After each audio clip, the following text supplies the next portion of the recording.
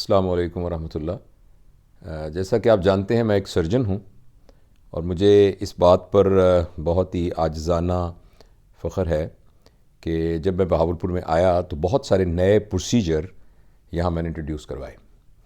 तो मैं यहाँ बहुत पॉपुलर था, जब यहाँ एक्टिवली काम करता था और यहाँ प्रोफेसर और प्रिंसिपल था। तो हमारे एक कॉलेज के मैगज़ीन के लिए स्टूडेंट्स एक दफ़ा मुझसे इंटरव्यू लेने आए। तो उन्होंने एक सवाल पूछा, सर आपने ये इतनी अच्छी सर्जरी कहाँ से सीखी? अचानक पता नहीं क्यों मेरे जहन में उसका जवाब ये आया। मैंने कहा लता मंगेशकर से। तो स्टूडेंट बड़े हैरान हुए। उन्होंने कहा ये सर आपने क्या कहा, लता मंगेशकर तो सर्जन नहीं है, आपने उनसे सर्जरी कैसे सीखी? मैंने उन्हें ये कहा कि कभी आपने लता मंगेशकर को गाते हुए सुना है? जिस तरीके से वो एक एक हर्फ का हक अदा करती हैं और जिस तरीके से सही मखरज के साथ और सुरों के साथ तवाज़ुन को बरकरार रखते हुए उसको अदा करती हैं, यही वो फ़नकाराना सलाहियत है जो कि हर फ़नकार को में होनी चाहिए। जिस तरीके से एक पेंटिंग करने वाले के ब्रश का एक स्ट्रोक पेंटिंग को खूबसूरत बना सकता है या खूबसूरत नहीं बना सकता, इसी तरीके से सर्जरी करने वाले फ़नकार की एक हाथ की मूवमेंट, एक उसका लगाया हुआ टांका, एक उसका कट, एक कॉटरी के ज़रिए से की गई डिसेक्शन पूरे ऑपरेशन को एक फ़न का नमूना बना सकती है और उसको स्पॉइल कर सकती है।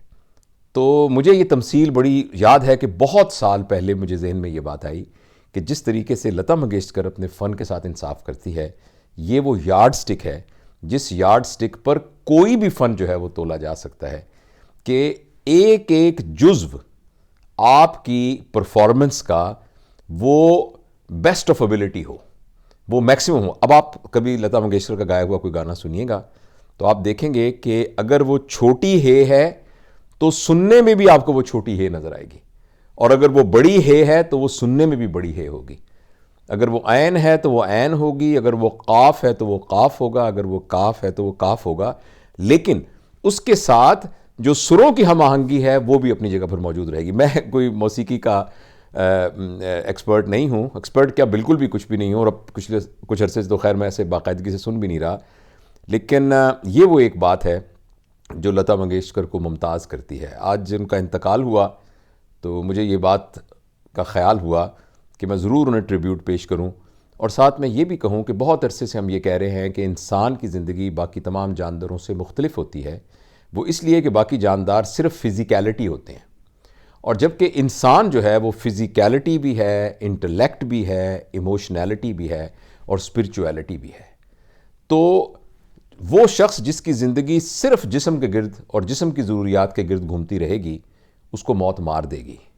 लेकिन जितना जितना इंटेलेक्ट, इमोशनैलिटी और स्पिरिचुअलिटी को इस्तेमाल करके इस दुनिया में कुछ कंट्रीब्यूट किया जा सकेगा, उतना उतना इंसान नहीं मरेगा। लिहाजा मौत बहुत सख्त है, मौत बहुत ताकतवर है, मगर मौत सिर्फ इतनी ही ताकतवर है कि 5 फुट कुछ इंच की लता मंगेशकर को इस दुनिया से गायब कर दे। लेकिन मौत इतनी ताकतवर नहीं है कि उसके किए हुए काम और उसके फ़न को इस दुनिया से ख़त्म कर सके।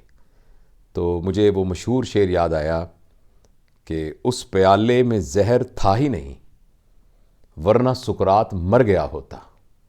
तो इसलिए वो लता मंगेशकर जो 5 फुट कुछ इंच की एक खातून थी, वो तो मर गई हैं, लेकिन वो लता मंगेशकर जिसने लता मंगेशकर को लता मंगेशकर बनाया है, वो कभी नहीं मरेगी।